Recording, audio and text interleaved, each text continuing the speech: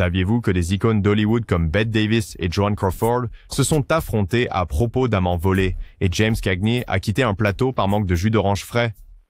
À l'âge d'or du cinéma, même les problèmes les plus insignifiants suscitaient des rancunes légendaires, allant des peignoirs volés aux querelles sur les affiches de films. Aujourd'hui, nous allons parler des légendes d'Hollywood d'autrefois, des querelles absurdes qui révèlent comment les plus petites offenses ont déclenché des affrontements épiques.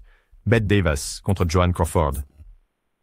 Bette Davis et Joan Crawford s'affrontaient avec une férocité qui a défini leur carrière, une rivalité née de l'ambition et de l'orgueil blessé. Dans les somptueuses demeures hollywoodiennes et sur les plateaux de studios bondés, des accusations fusaient concernant des amants volés et des rôles convoités. Davis, connu pour ses interprétations audacieuses et son intensité perçante, se retrouvait constamment comparé à la glamour Crawford, dont la présence imposante et le style audacieux captivaient l'adoration du public. Des rumeurs circulèrent selon lesquelles Crawford aurait empiété sur le territoire romantique de Davis, avec des allégations chuchotées qu'un amant commun aurait allumé l'étincelle de discorde entre ces titans. Les périodiques de l'époque, y compris des journaux professionnels réputés et des biographies de célébrités, relatèrent des rencontres en coulisses échauffées et des remarques sarcastiques échangées lors d'événements de l'industrie. Des rapports de New York et Los Angeles ont détaillé comment une rencontre fortuite lors d'une fête privée s'est transformée en bataille verbale, Davis accusant Crawford de voler non seulement des rôles, mais l'essence même de ce que signifie être une actrice de substance. La tension augmenta lorsque des décisions de casting dans plusieurs films de grande envergure semblèrent refléter l'animosité personnelle, les rôles de Davis étant brusquement réattribués, tandis que Crawford jouissait d'une nouvelle attention. Les initiés des studios remarquèrent que la querelle avait atteint un tel paroxysme que même les réalisateurs hésitaient à travailler avec l'une ou l'autre star, craignant que tout projet ne devienne le champ de bataille de leur vendetta personnelle. Bien qu'aucune des actrices n'ait publiquement reconnu l'ampleur de leur acrimonie, les murmures persistants dans les couloirs des studios hollywoodiens ont laissé une marque indélébile sur l'époque. Leur rivalité, tissée dans le tissu de l'histoire cinématographique, reste un rappel puissant de la manière dont les griefs personnels pouvaient se transformer en affrontements légendaires sur grand écran. Frank Sinatra contre Peter Lawford. Le ressentiment bouillonnant de Frank Sinatra envers Peter Lawford a éclaté suite à un incident survenu dans un manoir luxueux par une fraîche soirée d'hiver. Le célèbre crooner, dont la voix veloutée et le comportement détendu ont captivé des millions de personnes, était connu pour sa présence imposante tant sur scène qu'en dehors. Lawford, une figure élégante de la haute société, avait été invité à passer un week-end dans la célèbre résidence de Sinatra, un geste censé renforcer le lien entre deux personnalités incontournables du grand écran. Cependant, la réunion prévue a pris une tournure dramatique lorsque les intrigues politiques et les ambitions personnelles se sont entremêlées. Ce week-end fatidique, il a été rapporté qu'une visite importante d'une figure politique influente a été brusquement annulée en raison de soupçons autour des liens présumés de Sinatra avec la mafia. Lawford, pris dans le feu croisé de ce réseau de connexions enchevêtrées, a été laissé pour assumer la responsabilité de cette erreur. Des mémos confidentiels des dirigeants de studios et des colonnes de journaux de l'époque détaillaient l'atmosphère de tension qui a suivi l'annulation. La personnalité publique calme de Lawford dissimulait une tourmente intérieure alors qu'il gérait les répercussions de l'incident. Des interviews ultérieures avec des vétérans de l'industrie ont relaté comment l'attitude froide et les renvois secs de Sinatra sont devenus un thème récurrent lors des rassemblements sociaux. Lors de soirées glamour et d'événements caritatifs de haut niveau, les deux hommes se retrouvaient enfermés dans des duels silencieux de désapprobation, chaque échange alimentant une rivalité déjà volatile. Des rapports détaillés de l'époque soulignent que de tels conflits n'étaient pas rares dans une industrie où les relations personnelles étaient aussi fragiles que publiques. Les retombées de ce week-end fatidique sont gravées dans les annales de la légende hollywoodienne, rappelant comment une seule nuit pouvait changer le cours de deux carrières illustres. Marlon Brando contre Frank Sinatra. La réputation de Marlon Brando pour son comportement imprévisible sur le plateau s'est heurtée à l'exigence de perfection de Frank Sinatra, déclenchant une querelle qui est devenue le sujet de discussion dans les cercles hollywoodiens.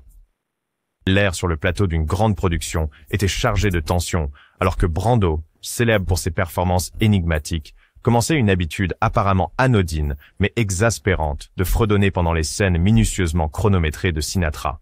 Le bruit inhabituel, décrit dans divers mémos de studio comme un murmure incessant et distrayant, suffisait à déstabiliser le chanteur et acteur vétéran. Les initiés de l'industrie se souviennent que, par un matin froid de février 1955, alors que les caméras tournaient et que le réalisateur demandait plusieurs prises, l'irritation de Sinatra montait avec chaque note errante émanant de Brando. Les critiques du Hollywood Reporter e do Variety ont noté que o bourdonnement, o zumbido era percebido como uma afronta deliberada, lembrete sutil, porém penetrante, da irreverência de Brando pelos protocolos estabelecidos.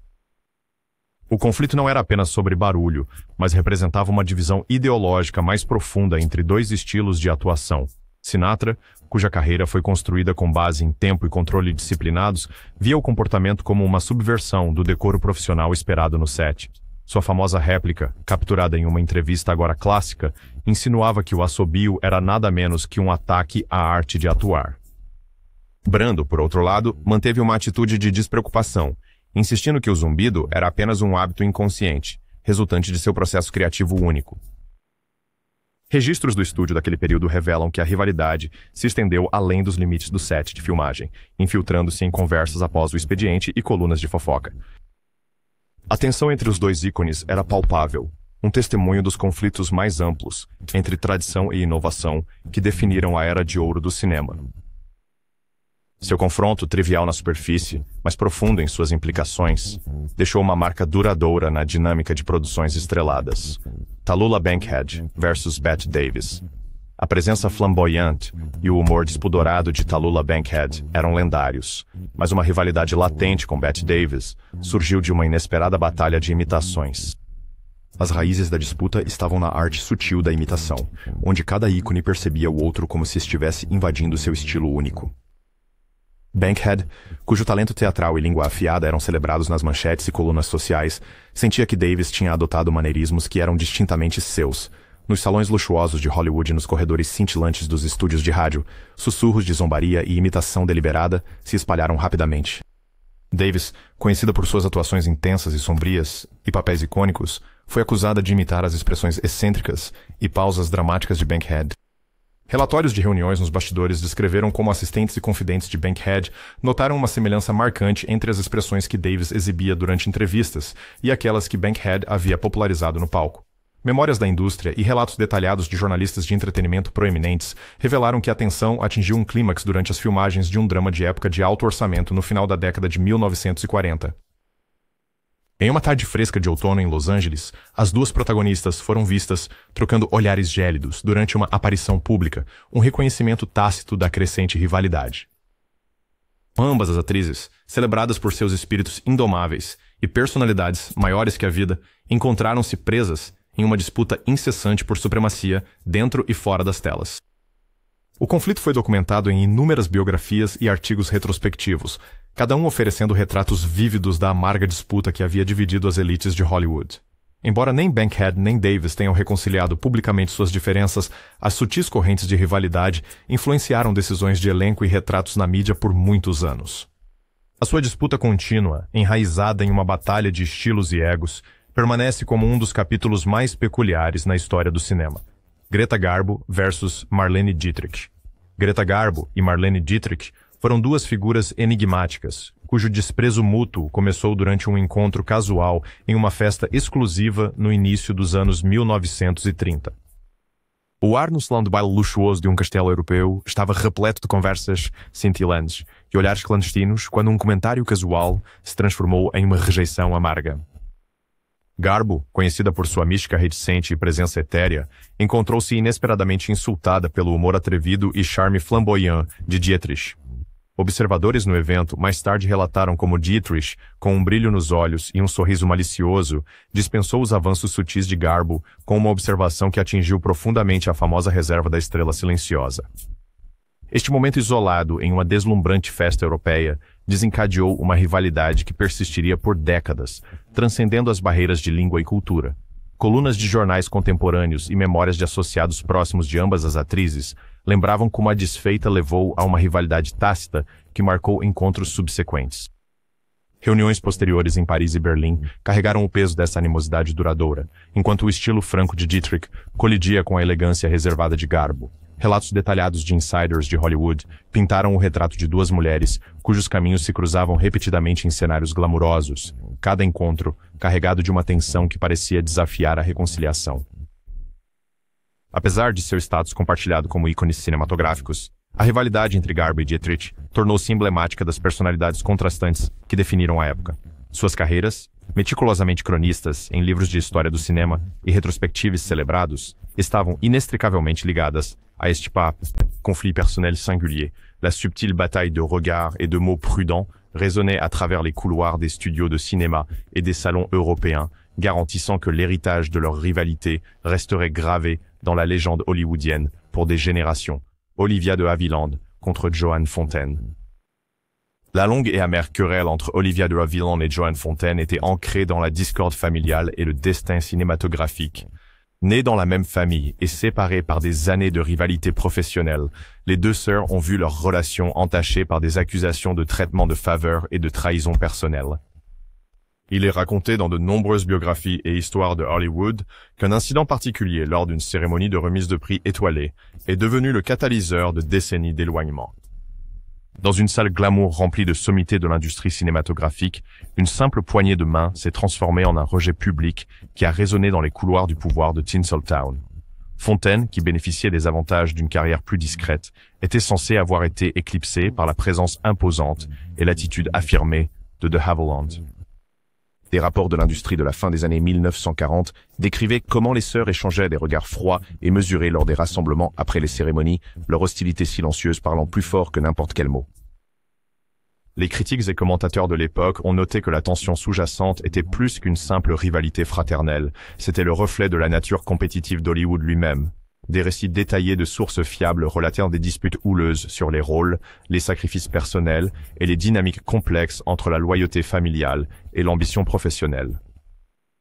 La rivalité personnelle entre de Havilland et Fontaine était souvent citée dans les chroniques et les interviews, une étude de cas sur la façon dont les relations personnelles pouvaient être aussi dramatiques que n'importe quelle narration à l'écran. Bien que des tentatives de réconciliation aient été faites en privé, la querelle publique perdurait, laissant un héritage complexe qui continue de fasciner les biographes et les historiens du cinéma. Leur relation tumultueuse, marquée par l'amour et le ressentiment à parts égales, reste l'une des sagas les plus intrigantes et tragiques de l'âge d'or d'Hollywood. Ava Gardner contre Lana Turner. Ava Gardner et Lana Turner se retrouvèrent engagés dans une dispute centrée sur des questions de cœur et la poursuite d'un chef d'orchestre charismatique.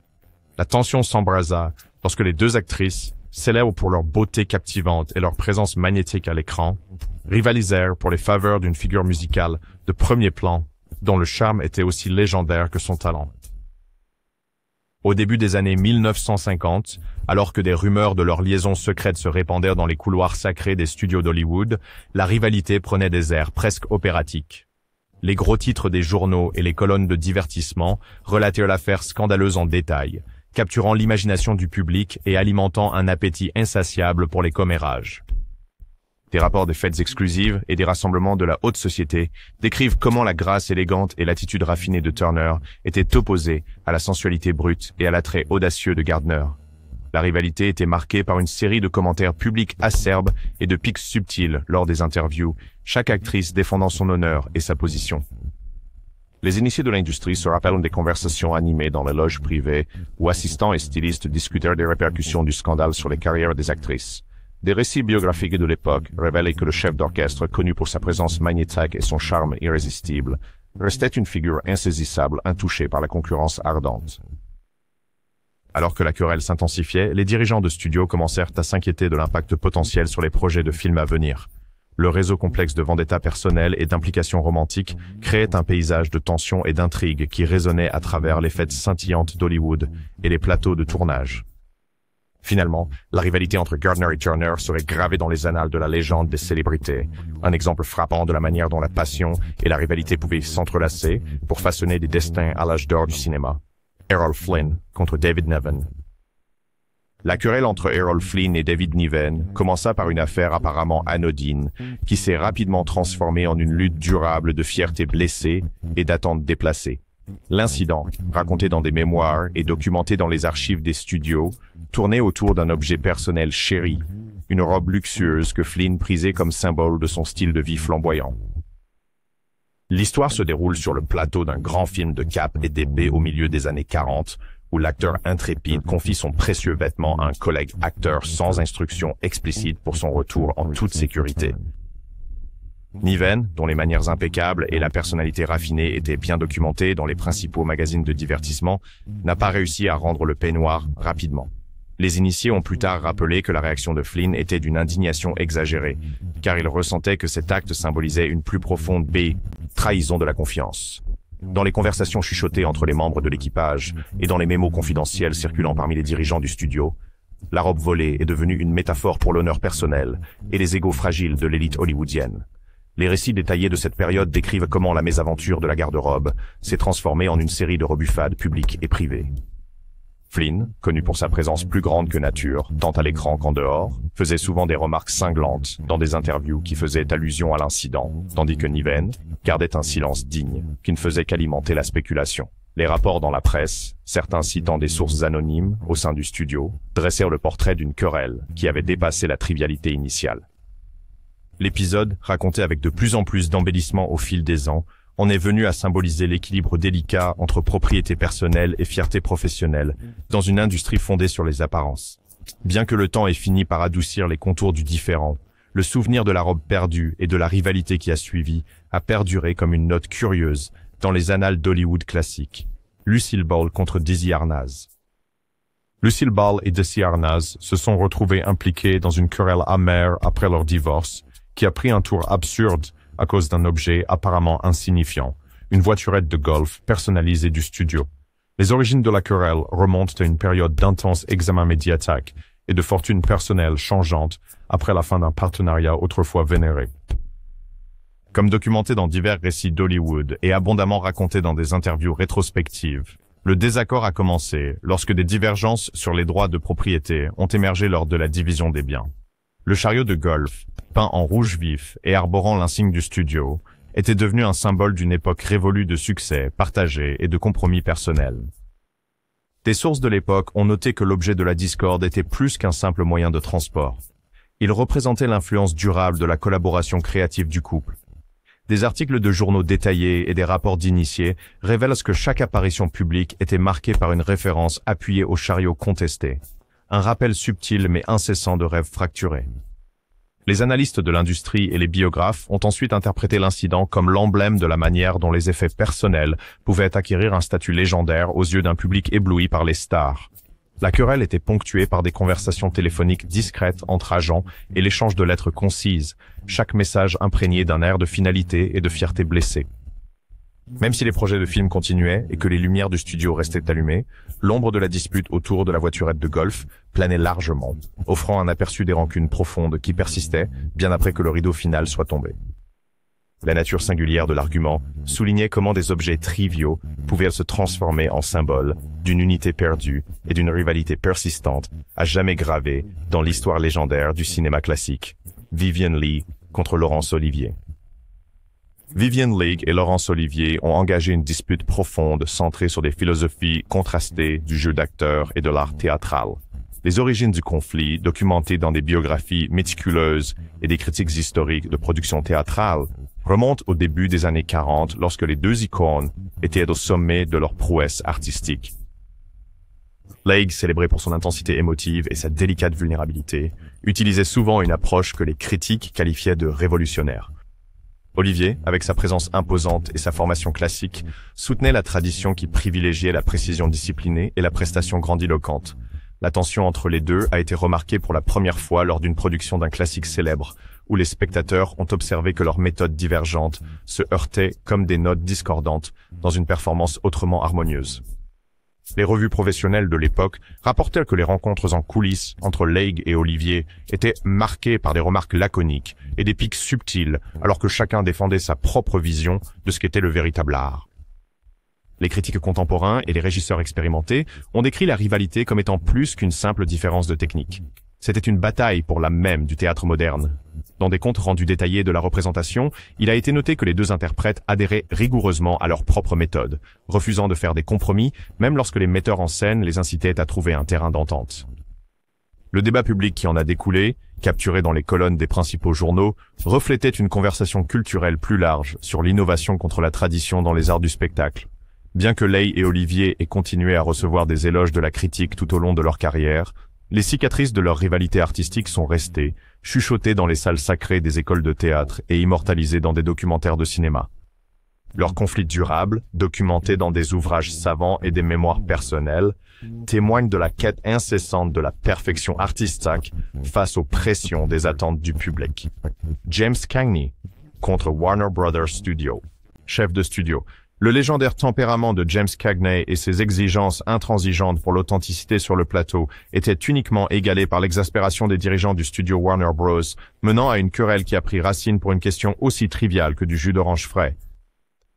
C'était un matin de 1943 sur un plateau de studio animé lorsque l'insistance de Cagney pour avoir du jus fraîchement pressé est devenue un point de discorde. L'acteur, réputé pour sa diction rapide et sa présence à l'écran électrisante, croyait que chaque détail de sa performance exigeait la perfection, même dans les petits conforts fournis sur le plateau.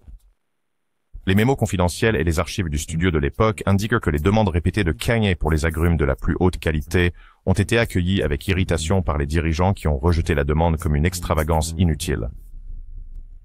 Alors que le calendrier de production avançait, les tensions ont escaladé lorsque l'approvisionnement de la boisson convoitée a diminué à un niveau jugé insuffisant pour les normes exigeantes de la star.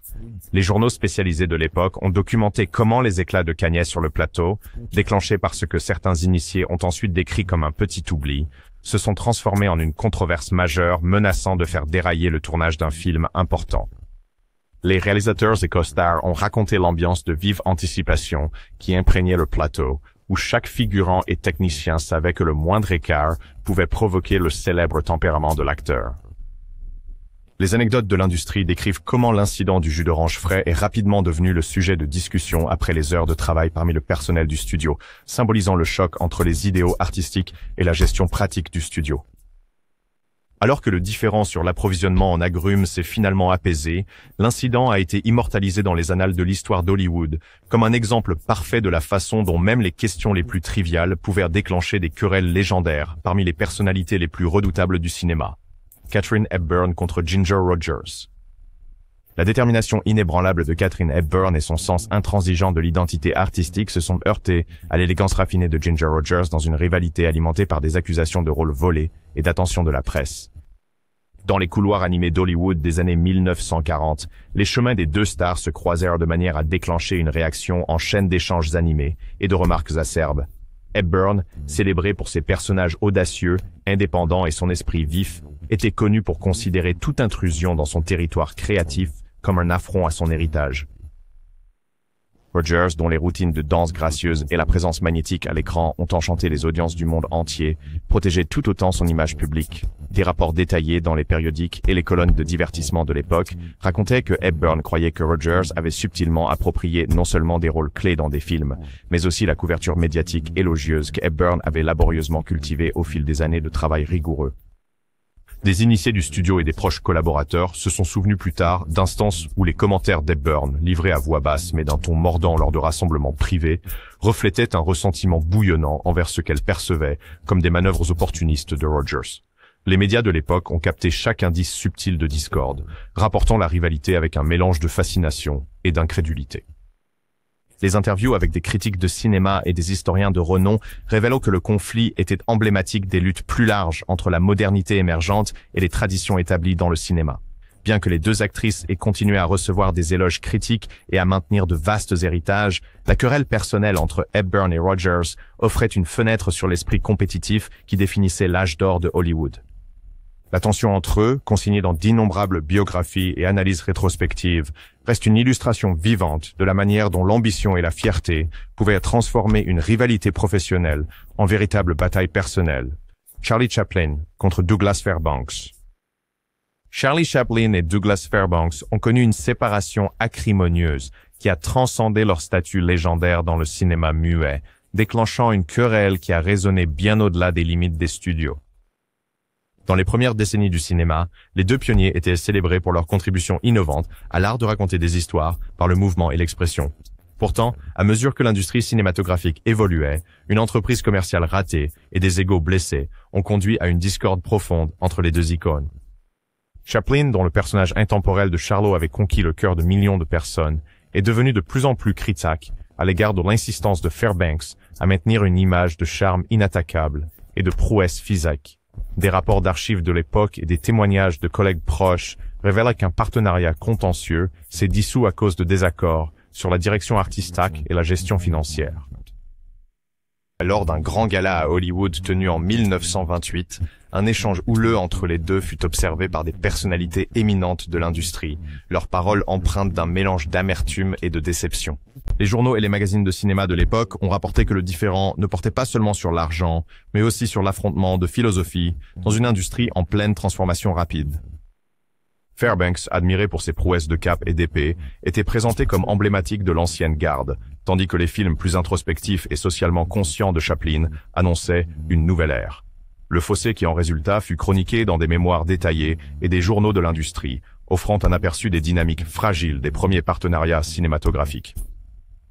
Bien que les deux hommes aient finalement poursuivi leurs carrières respectives avec grand succès, les échos de leur collaboration échouée et de leurs querelles subséquentes restent un rappel puissant de l'interaction complexe entre l'ambition personnelle et la marche incessante de l'innovation créative dans les années formatrices d'Hollywood.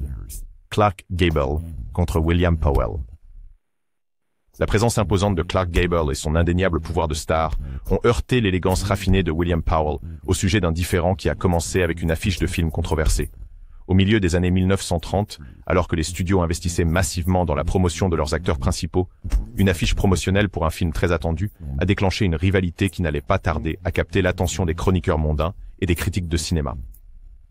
Gable, réputé pour son charme robuste et son intensité magnétique, était furieux lorsque l'image de Powell a été placée en tête d'affiche sur l'affiche, une décision que de nombreux initiés ont par la suite décrite comme une insulte à la réputation établie de Gable en tant qu'incarnation du premier rôle.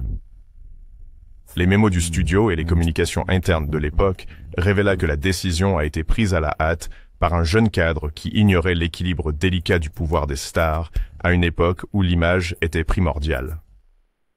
Les apparitions publiques et les conférences de presse sont rapidement devenues des champs de bataille pour des pics subtils et des commentaires prudents, les représentants de Gable insistant sur le fait que l'affiche déformait la hiérarchie des stars du film. Des analyses détaillées dans des revues de l'industrie et des études rétrospectives sur le cinéma ont noté que l'incident reflétait des tensions plus larges au sein du système des studios, où les décisions créatives suscitaient souvent des rivalités inattendues parmi les talents de premier plan.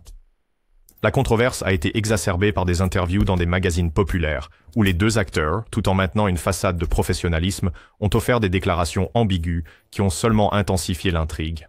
La débâcle de l'affiche, bien que semblant triviale en soi, est devenue emblématique de la ferveur compétitive qui a défini l'âge d'or d'Hollywood. Alors que le film était présenté en avant-première sous de vifs applaudissements et des critiques élogieuses, les tensions sous-jacentes entre Gable et Powell restaient une partie subtile mais persistante de la narration des productions étoilées. Le conflit, documenté dans les textes sur l'histoire du cinéma et les souvenirs personnels des contemporains, témoigne de la façon dont une seule décision marketing pouvait déclencher une rivalité qui résonnait bien au-delà du grand écran. Judy Garland contre Ann Miller. Judy Garland et Ann Miller ont vu leur rivalité sur le plateau se transformer en une querelle mémorable centrée sur l'art des claquettes et l'intensité de la prestation.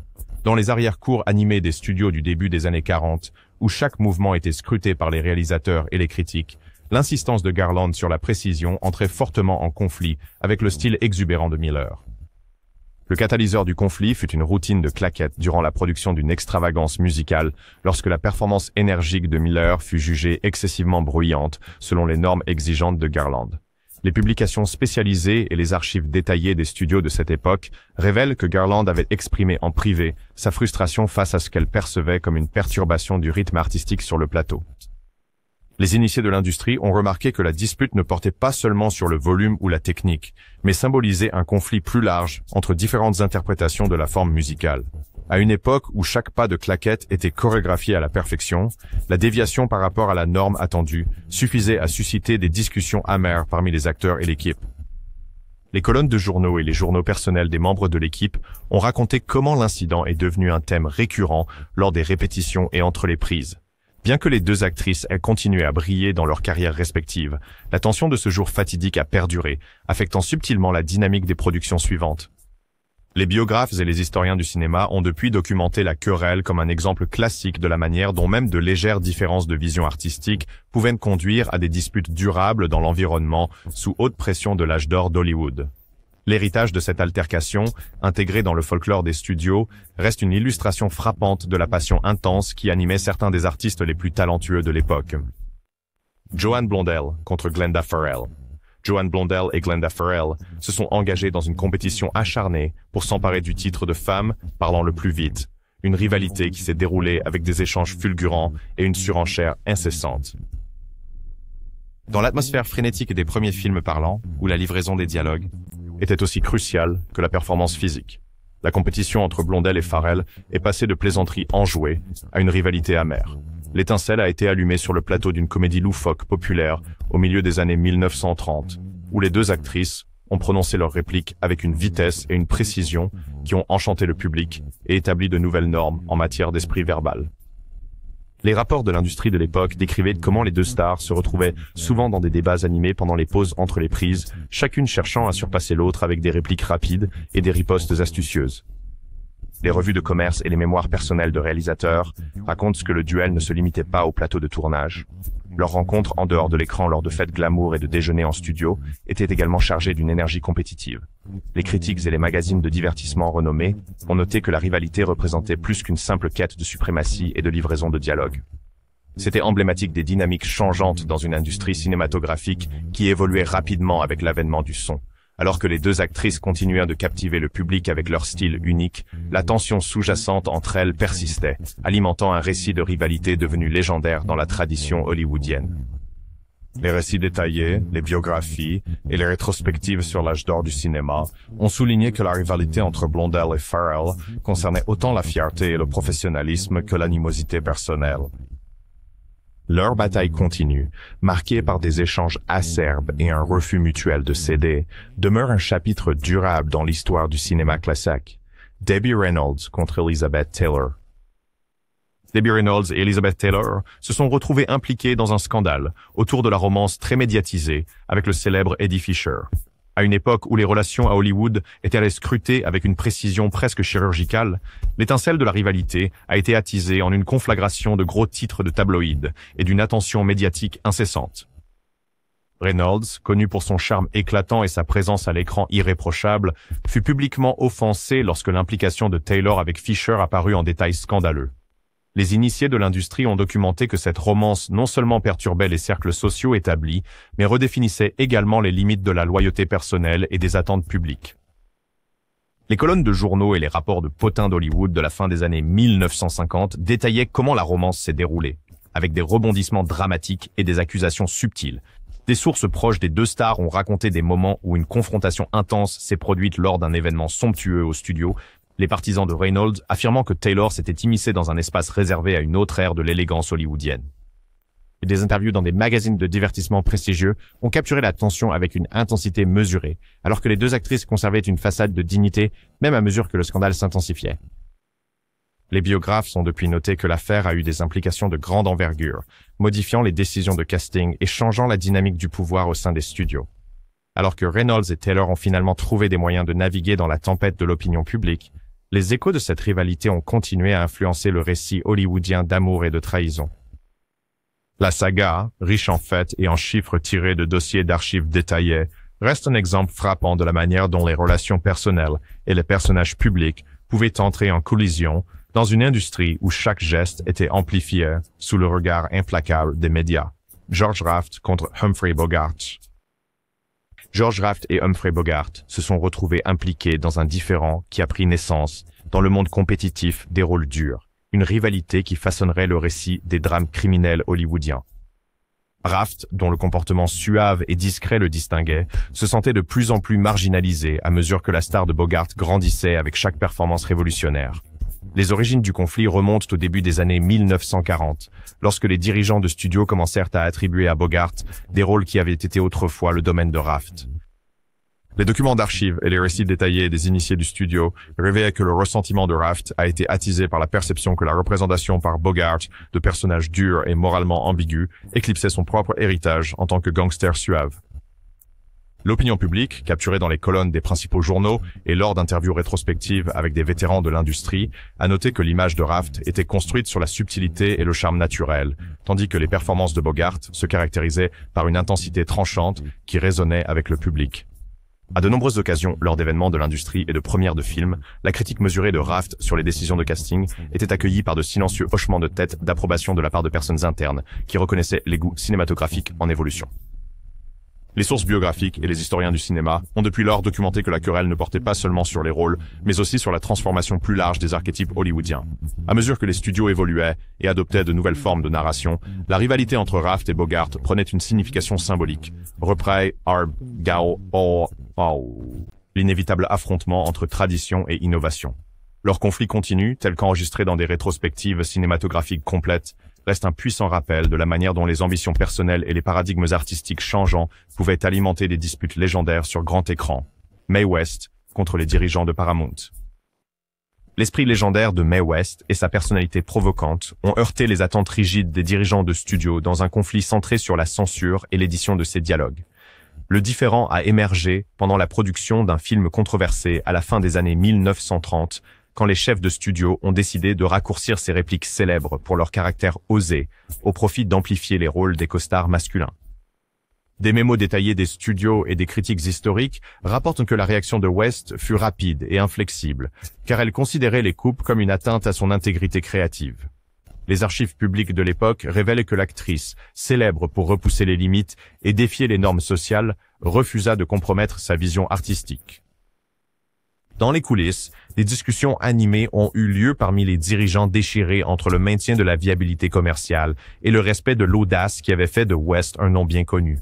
Des rapports dans des magazines de divertissement influents ont documenté que West a répondu par une série de répliques astucieuses lors d'interviews, détournant les critiques tout en sapant subtilement les décisions du studio. Des initiés de l'industrie ont observé que son attitude défiante non seulement protégeait son image publique, mais suscitait également un débat plus large sur la liberté artistique à Hollywood. Les biographes et les historiens du cinéma ont noté que la querelle qui s'en est suivie a eu des répercussions durables, influençant les politiques de censure et les décisions créatives ultérieures dans l'industrie. Le conflit entre West et les dirigeants du studio reste une illustration frappante de la manière dont la lutte pour le contrôle créatif a souvent conduit à des conflits ayant des répercussions bien au-delà du cadre d'une seule production cinématographique. Cette dispute mémorable, intégrée dans le tissu de la légende hollywoodienne, perdure comme un témoignage de l'esprit indomptable de Mae West et de son engagement intransigeant envers l'individualité. John Harlow contre sa coiffeuse de studio.